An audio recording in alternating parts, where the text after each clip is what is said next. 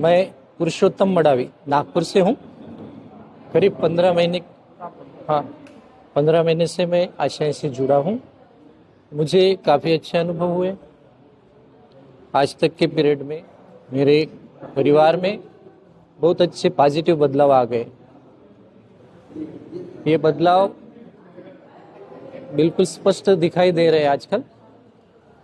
तो वैसे आशाएं साल में एक बार सितंबर महीने में महाउत्सव मनाती हैं।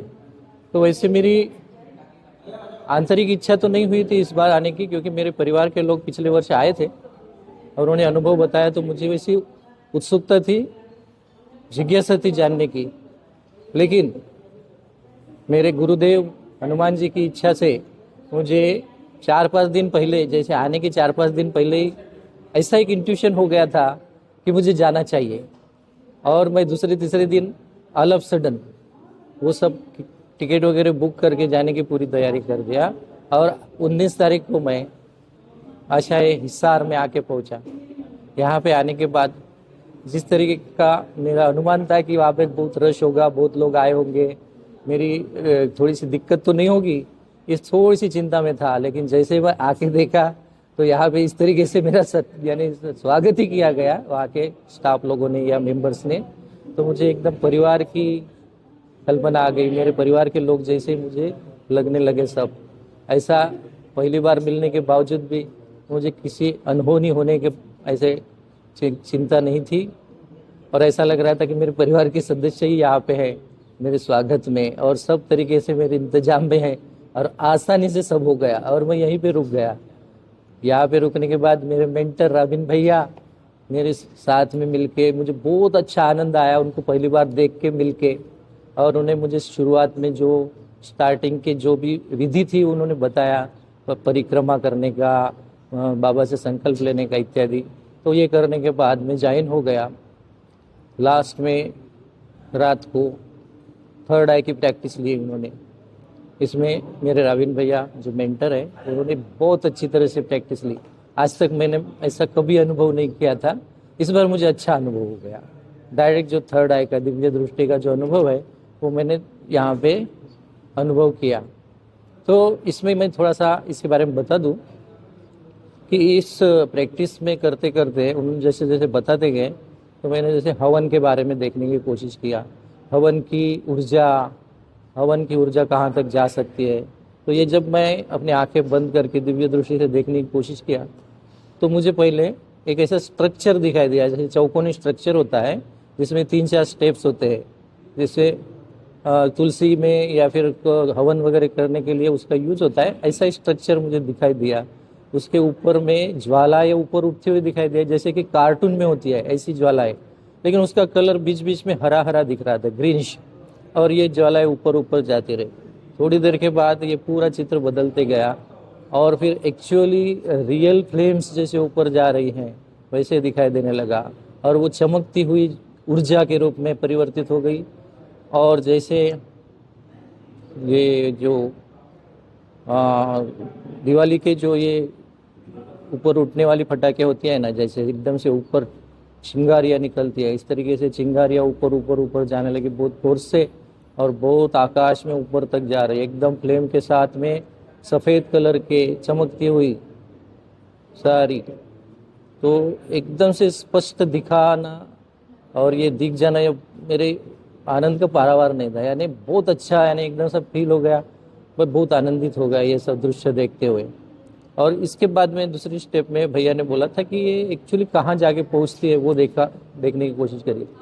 तो फिर बाद में मैंने फिर आंखें बंद करके देखा, कोशिश किया, तो ये फ्लेम्स जो है, तो फ्लेम्स एकदम ऐसे समुंदर जैसे पानी के ऊपर तक पहुंच गई है, जहाँ पे विष्णु भगवान की बिल्कुल झलक दिख रही थी, नीले नीले कलर की, श्याम वर्ण की सारी तरफ झलक दिखाते दिखाते दिखाते उसके राउंड शेप में सारी देवताएं दिखाने लगी।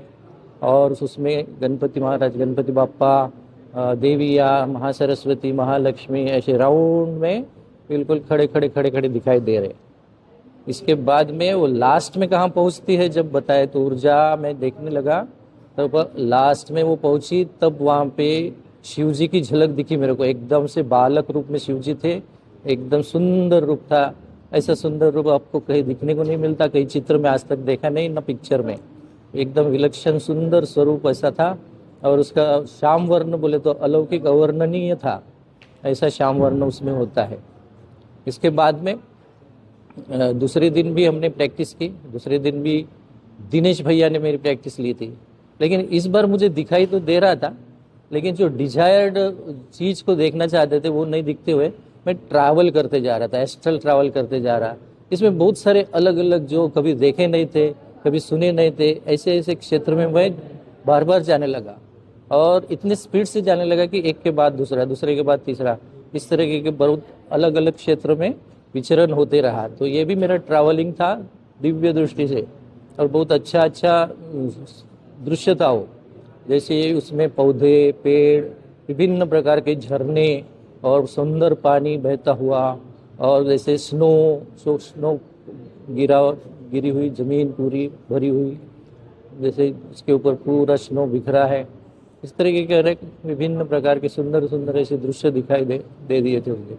फिर तीसरे दिन जब प्रैक्टिस किया तो प्रैक्टिस में फिर से हमको हवन कुंड के डिटेलिंग के बारे में बताया गया, तो हम वो देखने लगे। मैं देखा उसमें हवन कुंड के अंदर क्या है, हवन कुंड के नीचे तक क्या गहराई तक क्या क्या दिख सकता है, वो देखने की कोशिश किया। तो बहुत अच्छा सा आप दृश्य दिखाई दिया गहराई में। और वहाँ पे फिर वो चारों तरफ क्या क्या है हवन कुंड की चारों तरफ, वो भी देखे। वहाँ पे फिर कोई दूत वगैरह है क्या, तो मुझे दूत भी दिखाई दिए।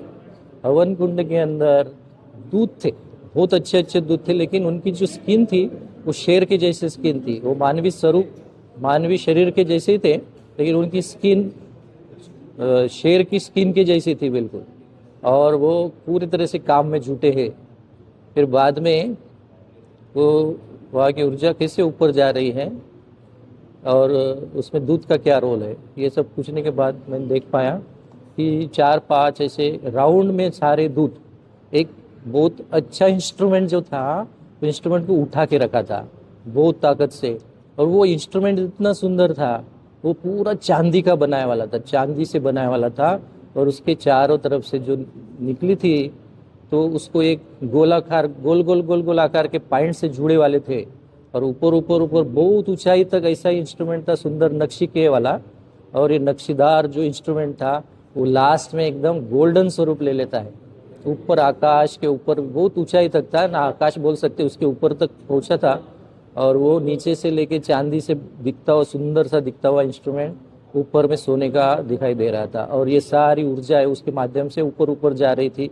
और सारे दूत जो है नीचे से उसको पकड़ के रखे थे, नीचे से 5-6 ऐसे राउंड के इसमें राउंड में खड़े हुए वो इंस्ट्रूमेंट के वो पकड़ के रखे थे। और पूरे जोर से, पूरे स्पीड से वो जो ऊर्जाएं थी इंस्ट्रूमेंट के माध्यम से ऊपर जा रहे थे, एकदम स्पीड से जा रही थी। तो ये जो अनुभव था मेरे लिए अलौकिक था, ऐसा कभी मैंने सोचा भी नहीं था। और ये पहली बार मैंने दिव्य दृष्टि का अनुभव यहाँ पे आके किया और बहुत अच्छा लगा मुझे। यहाँ के जो सदस्य थे ऐसे लगे कि मेरे परिवार के ही लोग हैं। इतना कोऑपरेशन, इतना प्रेम, इतना सद्भाव मैं कभी नहीं देख पाया। और ये जो पहला ऐसे एक साल में एक बार ऐसा महोत्सव होता है, इसमें बहुत सारे लोग आते हैं, विभिन्न क्षेत्रों से आते हैं, लेकिन इतने दूर दूर से आने के बावजूद भी अपने से लगते हैं, अपनापन आता है सब में। ऐसा लगता है कि इनसे अपन दूर है ही नहीं, इनके ही एक परिवार के बन के सदस्य है। इस तरीके का भाव यहाँ पे होता है और बहुत अच्छा माहौल होता है, बहुत अच्छा लगता है। ऐसे एक साल में आना है तो अगले साल भी आने की इच्छा पहले से ही जागरूक हो गई है मेरी। जय श्री राम, धन्यवाद।